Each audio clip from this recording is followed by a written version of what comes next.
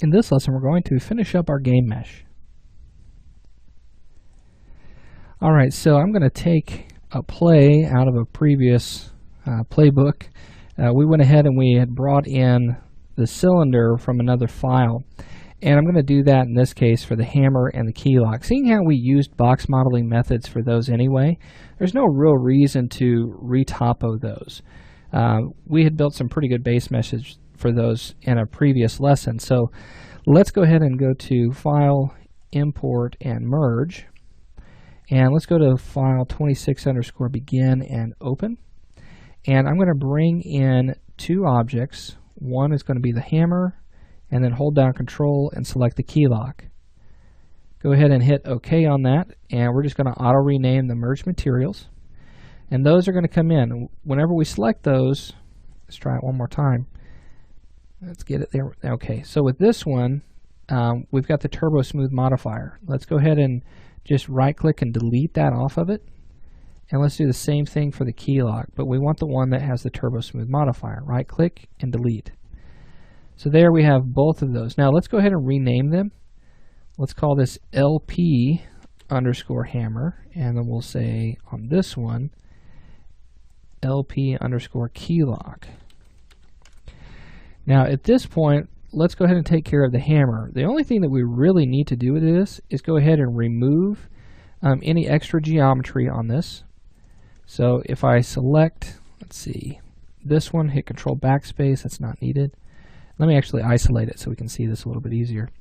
Let me take care of this loop right here. Let's remove that, Control Backspace. And then we have this loop here, and this one, okay? And then we have these edges. Let's hit Control Backspace to remove those. Okay, good. And then also this one, and then these here as well. Control Backspace. Okay. Now the hammer itself is going to need a little bit more resolution than this. Okay, especially around the top. So let's go ahead and add that in. Let's select these sets of edges right here across the top. Let's use Connect, and then I'm going to grab my Move tool. I'm just going to move those up. If you need to, you could also scale them apart from one another. Let's go ahead and change our pivot. So let's use Selection Center on that. There we go. And then we could also come in and we'll just take these 2 points, or actually these 3, and we'll connect those with just a simple triangle. So that way we can terminate that. Also right here along the front, let's make sure that we select that and connect. And we could go ahead and add some more geometry to this portion here. I think that might be a pretty good idea if we did that. So what I'm going to do is I'm going to take this edge, okay, and this edge. So just those 4, let's make sure it's just those 4 selected. Seems like, oh yeah, there we go. I thought I had seen another one being selected. Let's use Connect. We hit OK on that. Let's do the same thing here. And Connect. And let's see, that's 1, 2, 3, 4, 5, 6, 7, 8, 9, 10 sides. Let's go ahead and do the same thing here. Let's connect that. Okay. So we'll have 10 sides there. Now what I'm going to do is I'm going to go to polygon mode. Let's select these. And let's grow that, delete. Let's grab this border and let's cap it. And then we'll go ahead and we'll select that polygon. Polygons, GeoPoly. So that way it's nice and round there.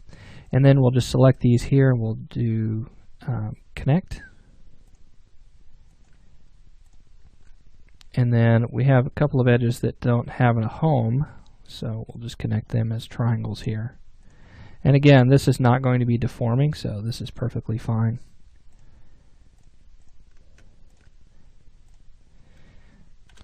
Let's take that polygon, let's extrude it. If we need to, we can go ahead and turn off isolation. Let's also go to frame 1, and let's hit cancel on that. Really quickly, let's go ahead and align this. So on frame 1, let's turn on auto key. Let's align these two pieces. Let's do Y position on that too and hit OK. So now let's turn off auto key and we can go back and forth. Okay. All right, now let's pick up right where we left off. Let's go ahead and grab those polygons. And it's a good thing we did too, because we were off just a little bit. Let's scale that in some there. And then let's extrude that. And we don't need very much on this, just a little. And hit OK. Now let's go ahead and take care of these polygons in the center. We could go ahead and just connect across. But I tell you what, I'm going to do this instead. Just to make this easier. Let's inset this. And let's inset this pretty close to the center. Hit OK. And then convert your selection to vertex. And then weld. Okay, and that'll weld that to a single point there. All right, great. Now we have a lot of this just overlapping. Okay, we need to take care of this. With this, man, there's just a lot in there to work on. Let's do this. Let's go ahead and go to vertex mode. Let's move these out. And let's try to get this to match a little bit better to our reference image. Or our reference object, I should say, high poly object. Okay, we'll pull that up there. Looking at this, if I hit F3, we have this one point right here that we need to pull up right there. So that should help with that. And then take this point here, we'll pull that up. And then this one we'll pull out in the X. We'll actually do that to both of these. So select both of those, grab your scale tool, pull those out in the X. And then we're going to have these right here as well. And let's pull those out in the X. And we're just trying to cover up that high resolution model as much as possible. We really don't need to add too much more geometry to it. And so just trying to utilize what we have as much as possible is going to be our best bet. And I'm going to pull that out. Okay. All right, there we go. Now we're starting to get there. Let's pull this out as well, and there's going to be another one right in here. And then our left view, let's take this, let's pull that up, take that and pull that out. And then let's hit F3. Let's just kind of take these points and let's pull those back as well. Let's actually take this entire bit right here. Let's pull that back. And we'll pull that in. And there we go. Okay, again, this is not a piece that is highly important on all surfaces of it. It's not going to be seen at at that close of a distance, but we still want to give it enough to where we can capture all of our detail. Let's take these two edges here and let's just pull those down in the Z. And then we'll do the same thing for this one. Pull it down. And let's scale it apart a little bit so that way it's coming along with our edge here.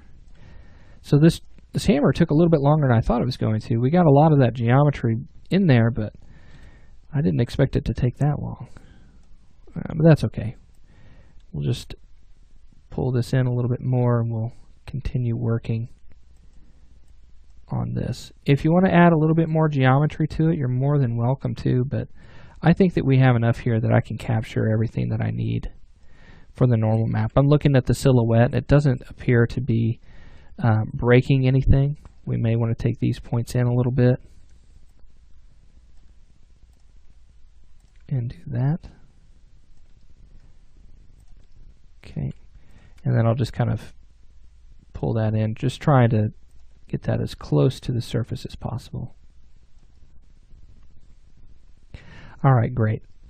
So now that we have that, let's go to our top view really quickly. I just wanted to look at this tail end here on that. Let's hit F3. I want to grab those vertices. I just want to pull those out. Give that a little bit more curvature there. Alright, perfect. Alright, so now that we're set with that, we can go ahead and do the key lock now, but I'm going to go ahead and let you do that in between lessons. So the first thing that you'll need to do, go ahead and select those two pieces and just isolate them.